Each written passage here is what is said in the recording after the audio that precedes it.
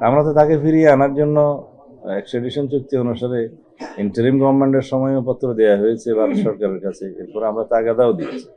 আমরা তো তাকে ফেরত চাই। আদালতে তার আত্মসমর্পণের সুযোগ আছে কিনা সেটা আইনজ্ঞরাই বলবেন।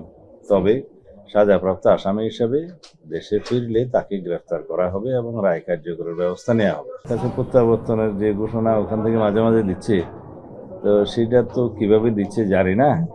আমরা তো তাকে আইনানুগভাবে ফেরত চাই। ভারতে আছে তিনজন, আর আবুধাবি মানে ইউএইতে আছে একজন, চারজন। আমরা দেশে ফিরিয়ে নিয়ে আসার জন্য আমাদের যা কিছু করণীয় আইনানুগভাবে সবকিছু আমরা সম্পন্ন করেছি, যে এক্সট্রাডিটেড হওয়ার জন্য এক্সট্রাডিশন চুক্তি অনুসারে এবং ইউএন চার্টারের অনুসারে যেটা ইউএ এর সাথে করা হয়েছে। তো সেগুলো আশা করি আমরা খুব অল্প সময়ের ভিতরে সাড়া পাবো। আমরা চেষ্টা করছি। না, চিঠির জবাব তো ওনারা দিবেন না। ওনারা আমাদেরকে বলেছেন যে আমরা এই আসামিকে ফেরত দেওয়ার জন্য 30 দিনের মধ্যে আপনাদের কাছে প্রয়োজনীয় কাগজপত্র চাই। যেটা ইন্টারপোলের রেড নোটিশ অনুসারে তারা গ্রেফতার করেছে, সেটা তো গ্রেফতার হয়েছে, কিন্তু ফেরত প্রদানের জন্য আমাদের কিছু আইনানুগ প্রক্রিয়া আছে, কাগজপত্র আছে, ওয়ারেন্টের কপি আছে, এগুলো পাঠানো বলা হয়েছিল পাঠাতে। আমরা পাঠিয়ে দিয়েছি। 30 দিন সময় দিয়েছিলাম, আমরা 3 দিনের ভিতরে দিয়েছি। আর ভারতে যে 3 জন আসামি গ্রেফতার হয়েছে শহীদ ওসমান হাদির হত্যাকারীদের মধ্যে, অভিযুক্তদের মধ্যে, তাদের বিষয়ে আমরা একইভাবে এখানকার ওয়ারেন্টের কপি, মামলার কপি, বিস্তারিত তথ্য আমরা পাঠিয়েছি। তো ভারতের সাথে তো বাংলাদেশের এক্সট্রাডিশন চুক্তি আছে, সেই হিসাবে তারা তাদেরকে প্রেরণ করবে। তো ইতিমধ্যে তারা যেহেতু তাদের স্থানীয় কোর্টে বেআইনি অনুপ্রবেশের মামলা সহ অন্যান্য মামলায় গ্রেফতার আছে এবং বিচারাধীন আছে, সেটা বিবেচনায় নিয়ে তারা হয়তো একটু সময় নিচ্ছে। তবে এক্সট্রাডিশন চুক্তি অনুসারে আমার যতটুকু জানা আছে, মামলা বিদ্যমান থাকলেও চালু থাকলেও ফেরত পাঠানো যায়। এই উভয় দেশের মধ্যে সেই চুক্তিটা আছে। আপনার প্রশ্ন থাকতে পারে, সন্দেহ থাকতে পারে, তবে আমাদের মধ্যে কোনো সন্দেহ নেই। স্থানীয় সরকার নির্বাচন, আমরা প্রস্তুত আছি। স্থানীয় সরকার নির্বাচন একটু আবহাওয়ার উপরও নির্ভর করতে হবে, এখন বর্ষাকালীন সময়, সেজন্য সেপ্টেম্বর অক্টোবরের দিকে আমাদের মাননীয় স্থানীয় সরকার মন্ত্রী এই বিষয়ে কথা বলেছেন।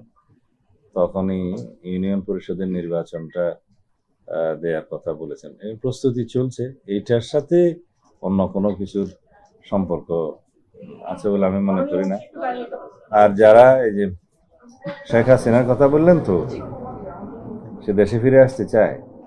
আমরা তো তাকে ফিরিয়ে আনার জন্য এক্সট্রাডিশন চুক্তি অনুসারে ইন্টারিম গভর্নমেন্টের সময়পত্র দেওয়া হয়েছে ভারত সরকারের কাছে। এরপর আমরা তাগাদাও দিয়েছি।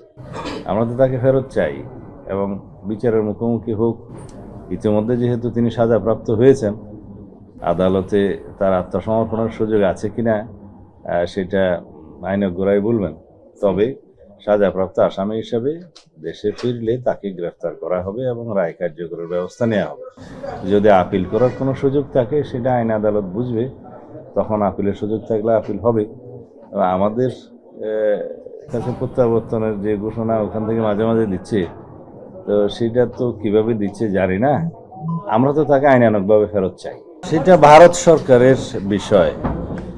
এক্সট্রাডিশন চুক্তি অনুসারে তাকে ফেরত দিতে গেলে তারা ট্রাভেল ডকুমেন্ট দিয়ে পাঠাবে না অন্য কোনোভাবে পাঠাবে, তারা সেই আইনানুগ ব্যবস্থাটা তারা নেবে। আমরা চাই আইনানুগ প্রক্রিয়ার মধ্যেই তিনি ফেরত আসুন। প্রশাসনিক আদেশে মানে এক্সিকিউটিভ অর্ডারে কোনো রাজনৈতিক দলের নিষিদ্ধ হওয়াটা, সেটা আমরা চাই না। এটা বিএনপির অবস্থান, এটা আগেও ছিল। আমরা চাই সবকিছু জুডিশিয়ালি হবে, আইনানুগ প্রক্রিয়ায় হবে। তো সেই বিষয়টা তো আমাদের আগে থেকেই নীতিগত সিদ্ধান্ত। কিন্তু আওয়ামী লীগের সংগঠন হিসাবে বিচার করার আইনানুগ প্রক্রিয়া এখন চালু আছে, যেহেতু এটা আইন পরিবর্তন করা হয়েছে এবং আর্টিকেল 47 অনুসারে কনস্টিটিউশনের এই যে আইসিটি একটা পরিবর্তন আনা হয়েছে। মানবতা বিরোধী অপরাধ, গণহত্যা এবং যুদ্ধ অপরাধ, এই 3টা বিষয়ে আগে ব্যক্তির বিচার করা যেত, এখন সংগঠনও বিচার করা যাবে।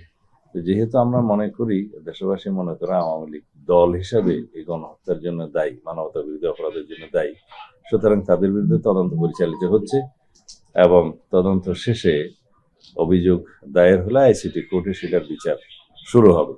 আমরা এটা ত্বরান্বিত করার জন্য আমাদের তদন্ত টিমকে অনুরোধ করেছি।